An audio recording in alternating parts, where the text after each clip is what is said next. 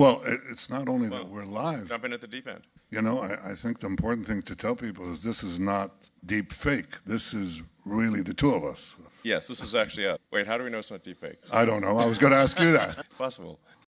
So, welcome. It's an honor to speak, and I think people are going to be very interested in the conversation. You know, we've spoken a number of times over the years. Had a lovely breakfast at your place in Israel, and it was wonderful to have that conversation. Well, you know, I came out of it and I said to my wife, Sarah, you know, this guy really knows what he's talking about. I said he's the Edison of our time, and I think I probably dealt you a backhanded slap because what about the Tesla of our time? Got a long way to go before I anywhere near Tesla, I think. But yeah, it was a great conversation. We touched on a number of subjects, and yeah, so we're at a very interesting juncture in the world from a technology standpoint. If you say there's so many things happening, if you were to plot the various types of technology on a chart, you know, the modern era, and I'd say even just like really the last 20 years, certainly the last 100 years from the dawn of human civilization, the growth of technology just looks like a wall. Technology is improving at sort of a hyper exponential rate, and we obviously want to make sure that the technology is something that benefits humanity and to the greatest extent possible. So, and we're going to go in depth into artificial intelligence, which is potentially the biggest civilizational threat. I say potentially, so I'm trying not to be sort of a scaremonger or something, but when you're talking about having something that is an intelligence far in excess of the smartest human on Earth, you have to say, at that point, who's in charge? Is it the computers or the humans? And you know, there's some interesting ratios that I think are quite profound, like one of them being the ratio of digital to biological compute. So if you take also all the human brains and then all the computer circuits, and you say, what's that ratio? The ratio of digital to biological compute is increasing dramatically every year because the population of Earth is fairly static, but the output of silicon is dramatically increased. So basically at a certain point, with the percentage of compute that will be biological is very small. And anyway, some of these technologies, and I'm a technologist, and I bear some responsibility for the creation of artificial intelligence, at least, you know, a little bit.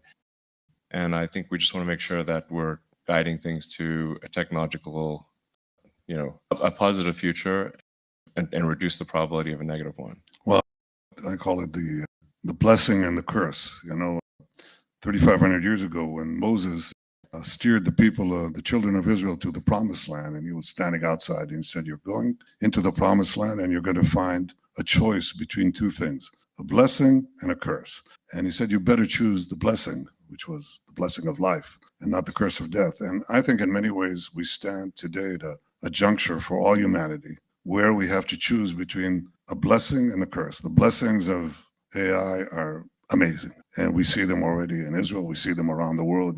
You can see the addition of decades of life to the human lifespan. Precision medicine dedicated to every person's genetic composition. Robots, I know you know nothing about this. Robots who care for the elderly. I think you're making some of them here.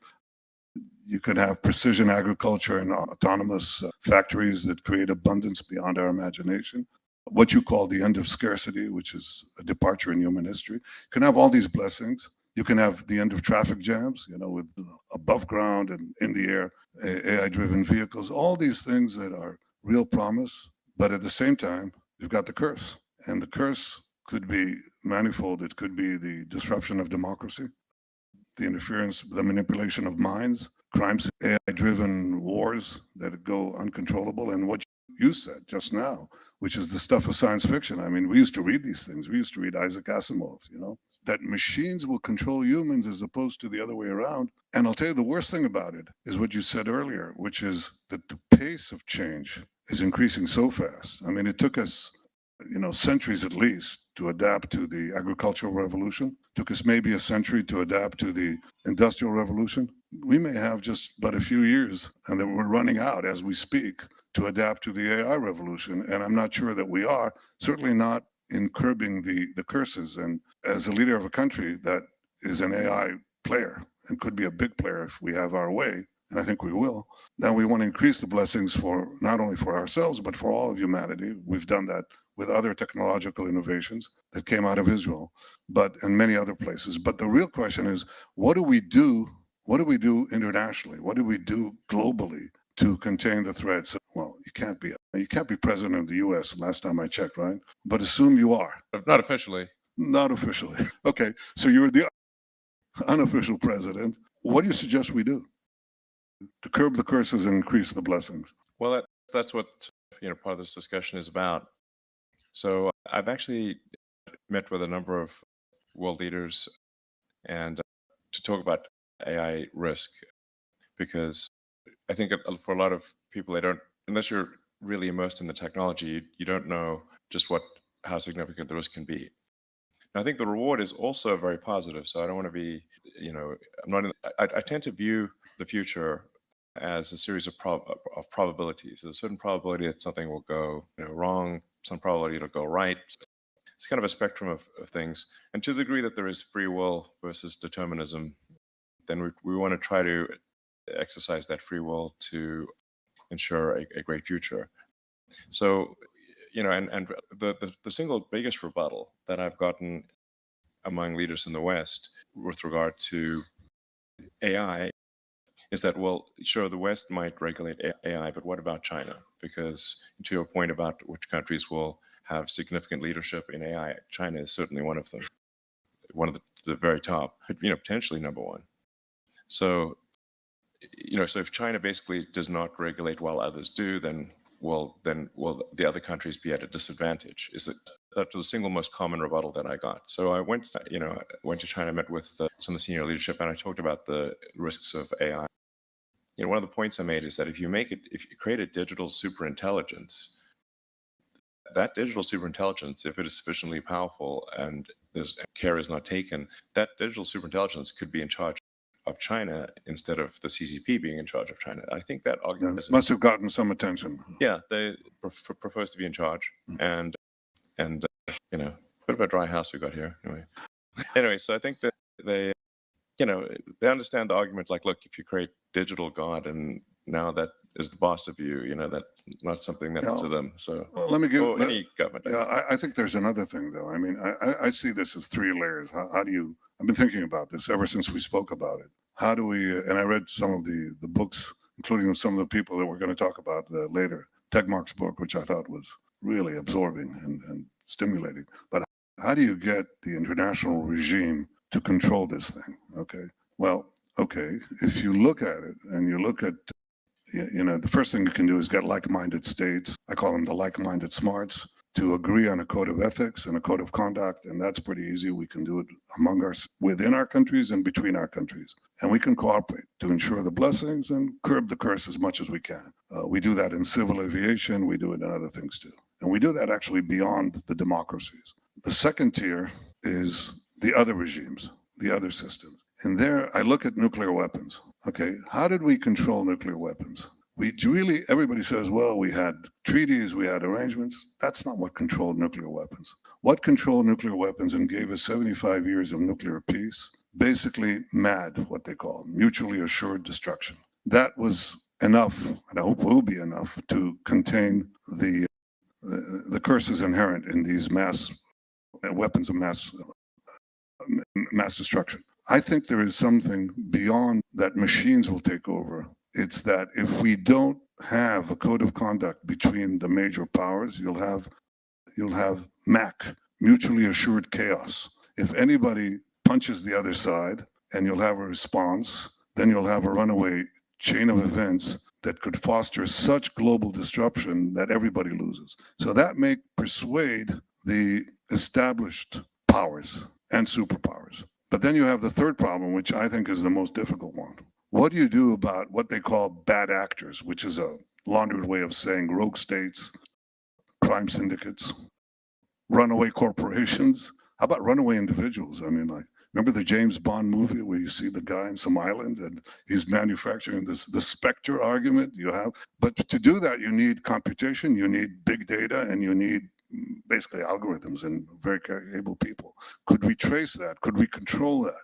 Assuming we got the first part, the like-minded smarts. and then we had some kind of code of conduct and mutual deterrence among the big guys, could we police the planet against the little guys or the rogue factors? Yeah, that's a great question. And I think the answer with respect to digital superintelligence is yes, because although like if you see a movie like say Terminator, you see the intelligence appears to be in the robot, but actually the intelligence is in large data centers, large server centers. So think of it more like if you see some of these data centers, you just see computers like you can practically see the curve of the Earth. That's how long the corridors are. I mean, these gigantic, massive warehouses or buildings with, in some cases, hundreds of thousands of computers. For extreme digital superintelligence, it's not subtle. So it's not someone in barriers. What you're saying is there are barriers to entry that will be difficult to overcome. What I'm saying is that you'll be able to see if you have an infrared camera from space, you'll be able to see whether it's traceable. You can actually identify it. Yes, because if you've got a sort of say 100 megawatt data center, that you're going to have 100 megawatts of heat column. So in infrared, this will show up like, it won't be subtle. It's not a drug dealer. It's not a drug dealer in the Amazon who's doing this. No, it's hard to hide a giant service center. Maybe at the bottom of the ocean or something. But I mean, it requires a lot of capital. It's a lot of power, and it's not something that you can just sort of hide in a small location. Well, in the case of nuclear weapons, there are two principal components, which are the necessary and in many ways sufficient. And that is you have the capacity to enrich uranium, which requires these plants, and you have to have basically nuclear scientists. And the nuclear scientists you can fit in a room smaller than this to produce a nuclear device. Yeah. But you can trace the other component fairly well, so we know. And, we're doing our best to prevent it. Rogue states from having it, principally Iran. What you're saying is there's a definable universe, a small one actually, of capable actors in AI, which I think is good news. I mean, it allows, at least for the hope of some kind of regulation or some kind of controls over. Yeah, that essentially is what I think gives some hope for at least digital superintelligence. Now, you can certainly you should really think of AI as a spectrum, like a very wide range of simple AI that will do, automatic calendaring or something. Or in fact, one thing would be much appreciated is if we could apply a better AI for autocorrect on my phone, because that would be a great benefit. If the AI is so great, why is autocorrect to suck? Anyway, but there's varying degrees of AI that go from doing simple functions to levels of intelligence that I think are hard for us to comprehend as individuals. And at the very high level, the one that's least understandable requires massive amount of power, a large number of computers, and the right software and the right data and everything. So it's something you'd notice. It's not, difficult to hide. So, sort of similar to uranium, you can sort of detect the uranium radiation, I agree with you. It's actually very easy to build nukes. Yeah. Well, we're trying to make it harder, doing our best. Yeah. And I've devoted a good chunk of my adult life to preventing Iran from acquiring nuclear weapons because it's a bad actor. It's a chance death to Israel, death to America, and they want to have ICBMs to deliver that threat. You don't want them to be able to reach Fremont or New York or Dallas or any place else and threaten you and blackmail you. Yeah, I'll tell you a funny anecdote about Iran in this case. So we've got permission from the U.S. State Department to turn on Starlink over Iran. And, so there's a few people are using it. And we got a sort of upset letter from the government of Iran. But actually, the letter was so polite that, I expected to be sort of angry or something. But it was polite to a degree that I think like Charles Dickens level polite. And I was expecting to see, P.S. Death to America and Israel or something like that. They didn't have that. So I was like, they try to kill the Secretary of State of the United States and the National Security Advisor. I mean, that's really chutzpah, Yeah. So don't be calmed I just thought it was by Charles Dickens' language. No, it was very nice language, but I was like, sort of, it would have been just, frankly, just pretty epic if it said, P.S. Death to America. Like, by the way, Death to America. Anyway, whatever. It's just. Well, that's an interesting subject, which I hope we can pursue later on today. But I think, I think these regimes basically are based on the ability to control the minds of their people. And to the extent that you can you can facilitate what I know you believe in deeply, which is pluralistic views to be heard. Well, people are discussing it all over the place in the free world. What makes the unfree world unfree is that you can't have this discussion. Yeah, You can't do anything. Right, totally. No, I think it's, I think the founders of the United States, or shortly thereafter, with the First Amendment being free speech, was a very wise amendment because you said, why did they care about that so much? Is because the places that they came from, they didn't have free speech. So the places they immigrated from, the speech was, the press and everything was very much controlled. And to your point, I think if you don't have free speech and discussion of often difficult and contentious ideas that necessarily not everyone agrees with, then you don't really. It's very, very difficult to have an effective democracy, or because the people are voting based on the information that they receive, and if they do not know what's going on, or if they're fed a false narrative, then they cannot make their vote.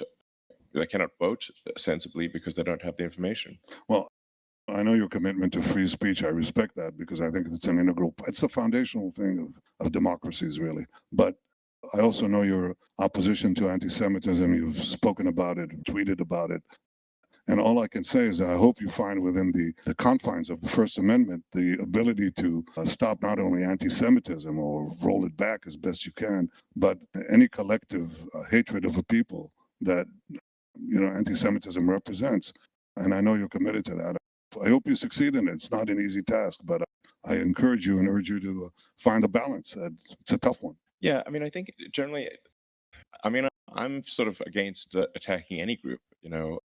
Doesn't matter who it is. I'm in favor of that which furthers civilization and which ultimately leads us to become a spacefaring civilization, and where we understand the nature of the universe.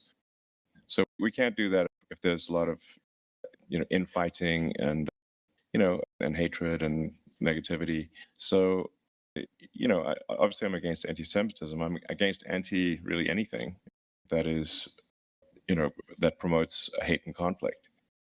And I'm in favor of that which helps build society and take us to a better future for humanity collectively. So, and now is this like, and I think one can actually argue that really everyone should have this view.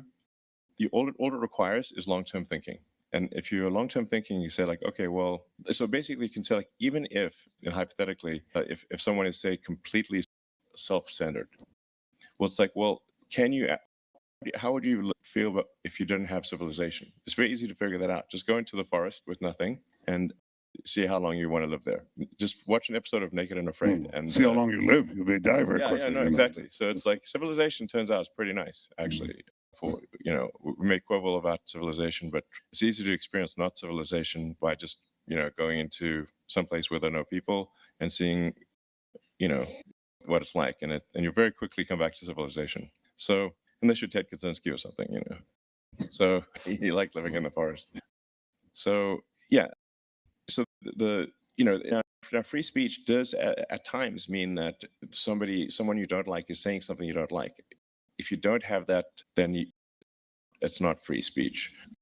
Now that doesn't mean some sort of negativity should be pushed upon people, because for the X platform, unless it's interesting, entertaining, engaging, then we will lose users. People will want to not use our system if they find it to be unpleasant.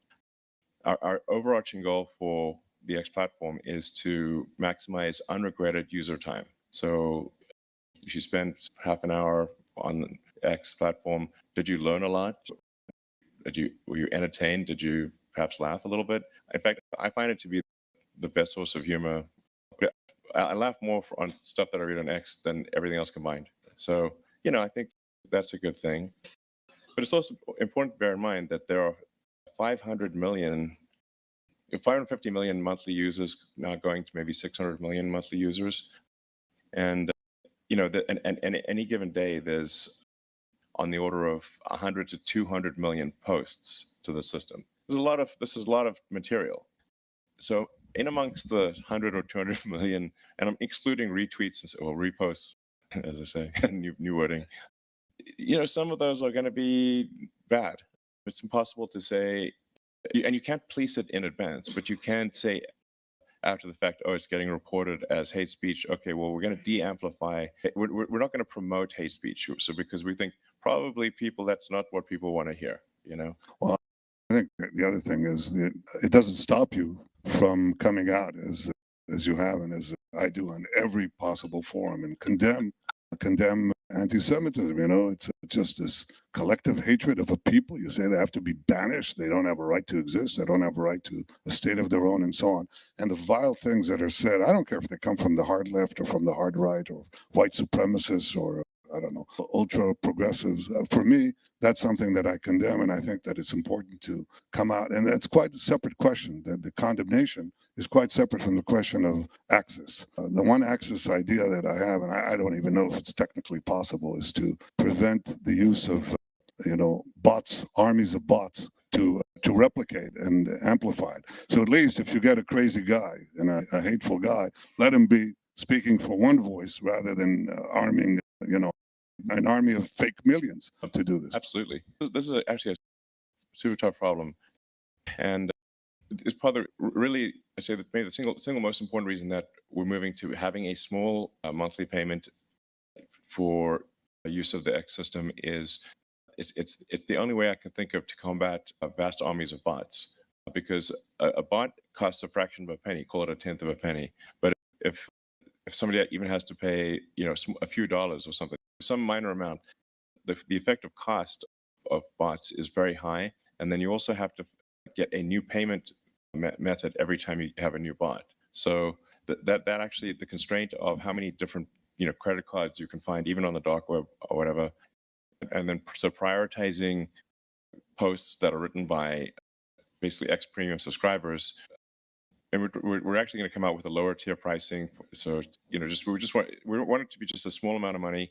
This is and it's a longer discussion, but in my view, this is actually the only defense against vast armies of bots. Because as the AI gets very, very good, it's actually able to pass these sort of capture tests better than humans. In fact, one of the ways you might say, like, wait a second, this passing the test too fast. That must be a robot. It must be AI, because a human would be much slower than. You're saying that all these things are happening at such a rapid exponential rate that our discussion, the means we're talking about, we're really so far behind the curve that we're not really addressing, as leaders of technology, leaders of nations, leaders of technological nations, we're not really addressing these massive changes that are changing humanity and our world and our future. Not in the future, it's right now. And we're not dealing with it. And I'm concerned, I'm coming here to talk about what we do because, nobody's done it before. Usually I'm I don't want to say I'm a lazy reformer. I helped reform the Israeli economy from a semi-socialist economy to one of the most vibrant free market economies. But, I could do that by saying, look, let's look at what the successful countries did. And it was pretty easy. You could copy market economies. That was pretty easy. Hard to do, but easy to conceptualize.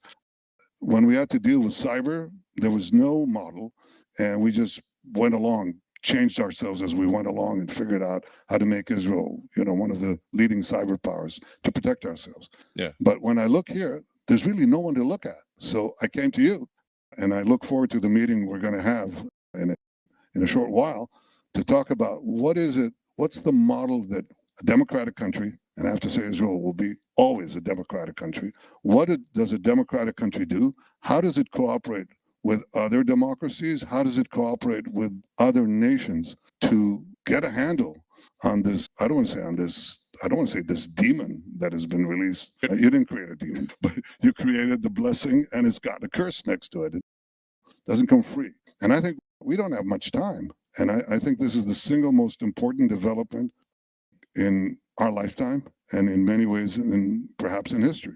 We don't have much time to deal with shaping our future. And that is really my greatest interest for my country, but not only for my country, for everyone. I couldn't agree more. Actually, I guess before we bring the other participants on, speaking of Israel, there's, as you saw, some protesters outside. And, I've probably got the most amount of negative pushback from people at Tesla about this interview than anything else I've ever done. So if you could take a few moments to address, I think it's primarily the judicial reform question. Yeah. Well, it's a good opportunity to tell people who are protesting to at least so they know Yeah, what they're protesting about, because I think many of them don't know. And there's a concerted effort to make sure they don't know. Look, the first thing I'd say is repeat what I just said a minute ago. Israel was, is, and will always be a robust democracy.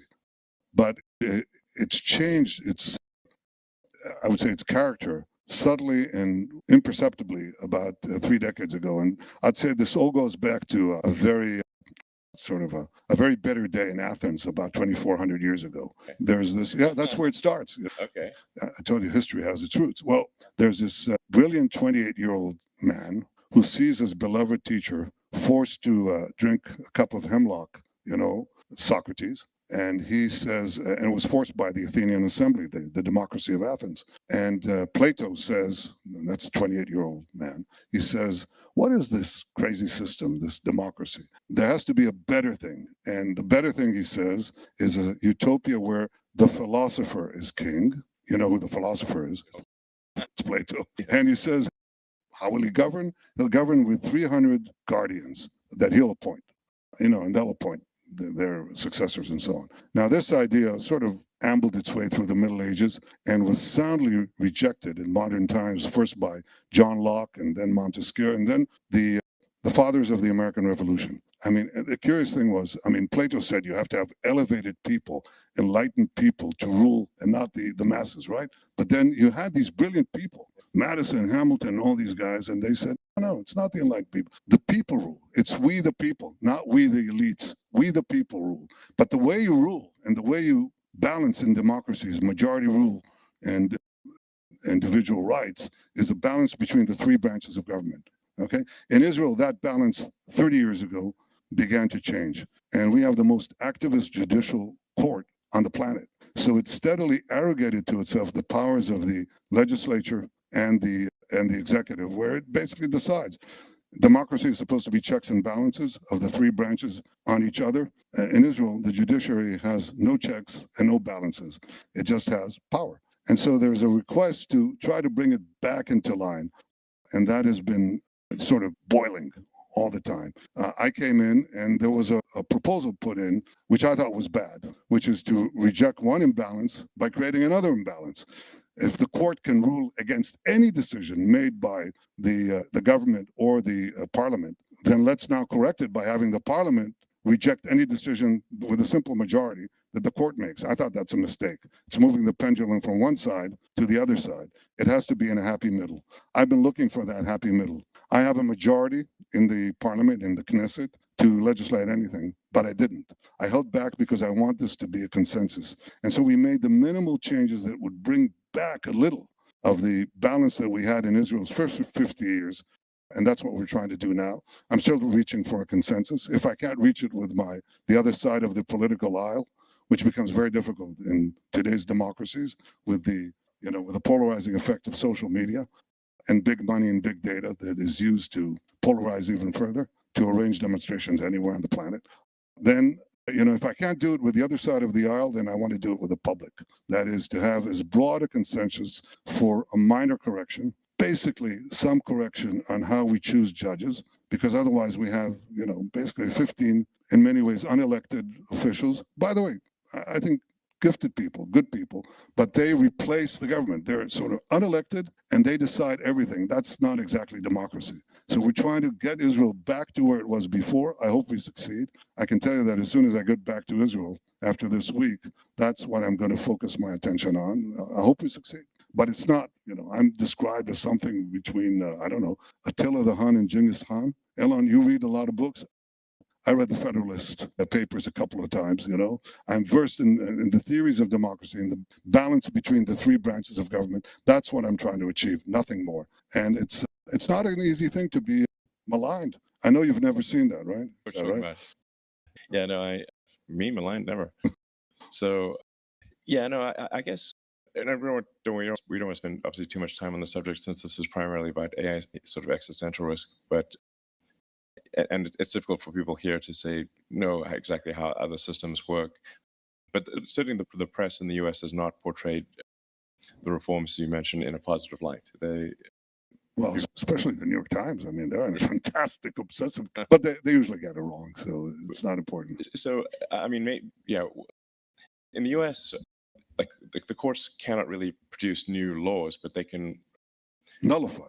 provided it's against the Constitution. Exactly. Right. Exactly. Well, in Israel, we don't. In Israel, we supposedly have basic laws that constitute a constitution. Now, the debate in Israel is whether the court can actually change the basic laws, and it's a big debate. I don't want to get into that and but there's always a balance. The way you balance the power of the people, the majority, with the court in America is that the politicians choose the judges. Okay, that's something that creates constant tension, obviously, including today. But that's built in the democracy. There's tension between the various branches of government. You have to resolve to make sure that you're somewhere in the middle and not in one of the extremes. And that's what I hope I can achieve in Israel. So and I think it'll come out.